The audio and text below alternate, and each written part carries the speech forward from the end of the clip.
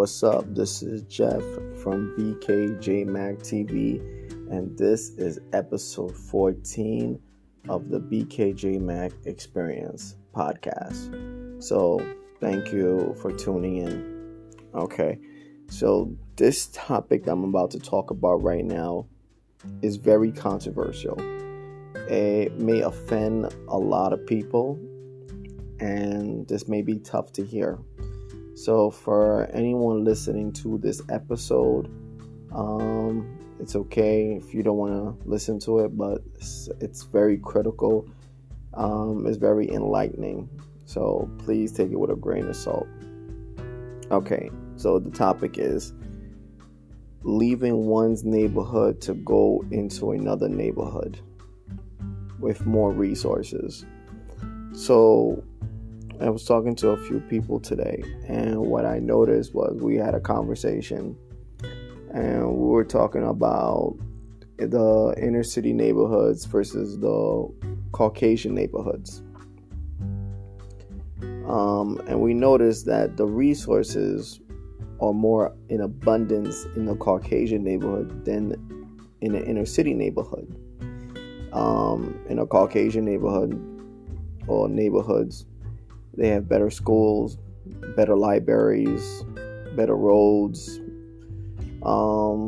quieter streets and whatnot. Where if you go to neighborhoods in the inner city, there's litter, graffiti, vandalism, aggressive nature, loud noises and whatnot. And there are people that live in the inner city that basically say to themselves, like, you know what, I don't want to be in this area no more. And then they save their money and they jump into the Caucasian neighborhood. So I'm gonna say this way: it's black folks, brown folks, basically growing up in the inner city neighborhoods, living there.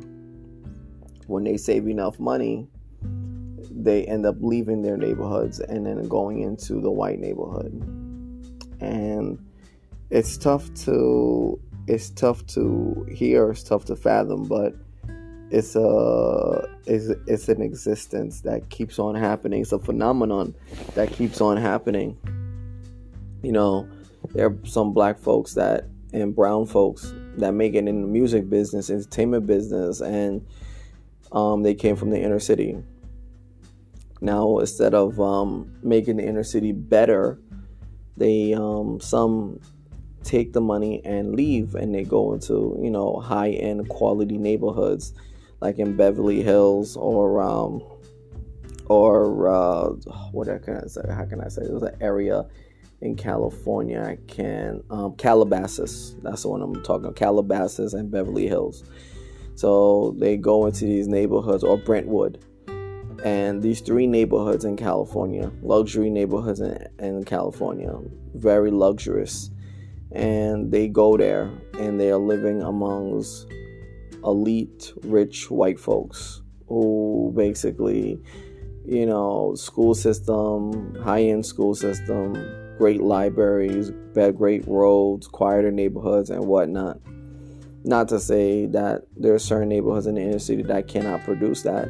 And they have been neighborhoods in the inner city that have produced that. But there are black and brown folks that look at it and say, you know what, I want to leave and I want to go to the other side. And honestly, I think it's the economic climate that we're in, and that's been historically been around, that has fostered this attitude of moving from one neighborhood to the next with the best resources. President Reagan said this in the 1980s: the black man does not have to live in Watts or Compton. That's what he said. The black man does not have to live in Watts or Compton. And I looked at it at first. When I heard that, I was like, wow, this is crazy. How could he say something like that? And then I see what he was trying to say. He was trying to say, you're not forced to live here. If you want to get out of here, if you work hard enough, then you could leave this neighborhood and go into the more resourced, better quality neighborhood, which is typically found in a white neighborhood, which is wild. I think, honestly, it's anti-capitalism when one neighborhood is built to be the dream, the success story, to be the best of the best, while one neighborhood is not built up, but is built down as a deterrent, as something that is not worthy of investing in at all. And that's historically been around for so long. And I was talking about this guy Moses, who was the big time engineer in charge of all the federal funding. And basically, when it came to New York, when it came to my people of color living in New York, he refused to expand the subway system. He refused to build high quality, adequate housing because, let's be honest, he knew black and brown people were going to live in those areas, those houses, and they were going to commute into those white neighborhoods. And he did not want to expand those subways, and he didn't want to build high quality housing. He built them with hate and racism, and because of that, we have the Bronx Expressway, which is a big toxic shithole, which causes people of color that live in the Bronx with asthma. It's not fair. All those car fumes in the air, and those houses that's in those apartment buildings that's there housing black and brown communities, and they're subjected to horrible air quality. It's not fair at all. It's not fair. And it's just anti-capitalism. Again, when you build one neighborhood up and you disregard another neighborhood, it's just not fair. You drive around certain areas of Flatbush and you see how decrepitated the neighborhood looks, and then you go into parts like in Bensonhurst or Park Slope, and you see how the neighborhood is elevated. You go into parts of Bryant Park, or you go into Lexington Avenue, and you see how the neighborhood looks. It's just not fair. It's not fair at all. It's not fair to people of color who are forced to live under these derelict conditions. It's not fair that they have to work 2 times, even 3 times as hard just to save up money, just to be able to move into white neighborhoods that have the best resources. There are slumlords in the inner city buildings that basically fail to make repairs, that causes leaky sinks, broken floor tiles, mice and roaches, lack of financial resources, all these things that occur in apartments in the inner city, and that causes conflict, that causes hate, that causes anger and frustration and hostility. And they come outside, and then they're so frustrated they don't want to be inside, and then they outside and they're trying to figure out, well, what am I gonna do? How am I going to make it? How am I going to survive? And some fall into the cracks, which is committing violence, armed robbery, and selling drugs just to be able to get by, just to be able to get a piece of the American dream. And there's some, they work extremely hard because they want better for themselves. But when they work so hard, and when they get that big paying job, where they're going to? They're going into the white neighborhood, as opposed to the inner city that's not being built up to compete with the white neighborhood with its resources. It makes me mad. It makes me hella mad that the state of houses and buildings is what it is in the inner city, and it's not in tier up, and it's not in the same playing field as in buildings or houses or townhouses in the white neighborhoods.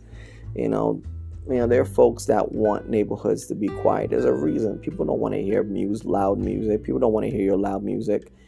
People don't want to see garbage on the floor. People want to see respect. People want to see things that's organized and clean and wholesome. People love that. Every person of color should love that. And a lot do. Most do.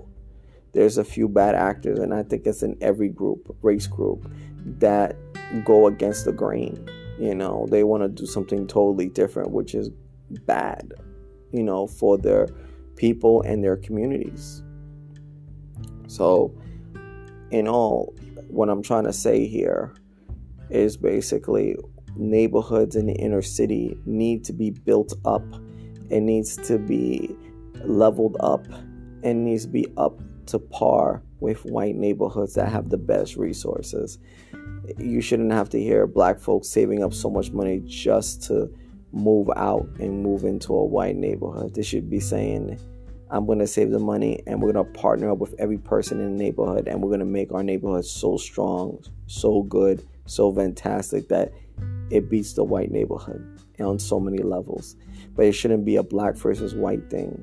It should be a collaboration of shared resources, of shared ideas and shared experiences, because this earth was built for all of us and not for one race only.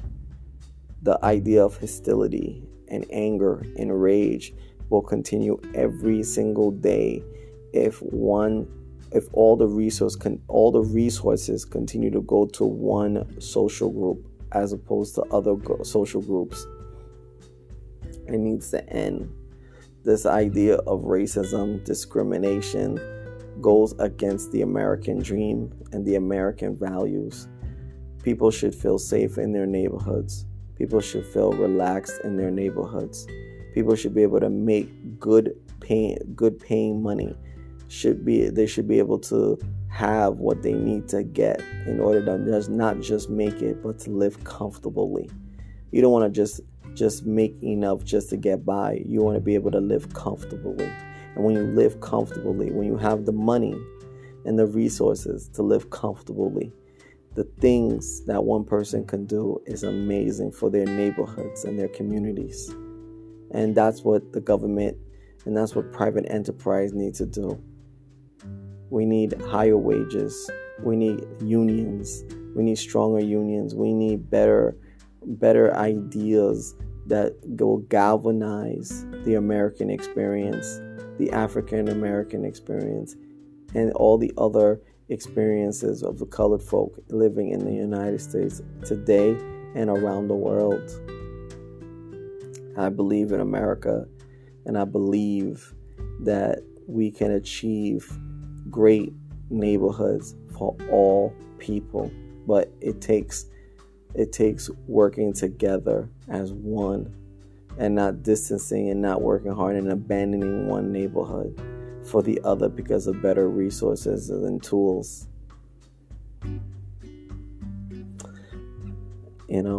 That's all I gotta say on the topic. It's very controversial, but I hope you give it a quick listen and tell me what you think. I'm in for the feedback. Right now, before I end this podcast, I want to tell you that Flatbush Avenue is completely changing. All the small businesses are being gutted out. Crystal Matter was destroyed. Many areas was destroyed in Flatbush, and new sky buildings are being built. And these buildings are affordable housing, and they're being built with love and care. Many black folks, making black and brown folks, are living side to side with white folks, and they're creating the new advantage, a new New York City, a new Brooklyn, a new shared experience. So I could say that it's coming, but at the expense of destroying all the small businesses in the area, which, I don't like. I wish they were incorporated into the buildings. At the end of the day, we still got work to do as people of color, in America, in New York, in Brooklyn. We've got to make our lives better for the next generation to come up behind us so they can continue to fight. Peace, love, always. Thank you for listening to this podcast. 1.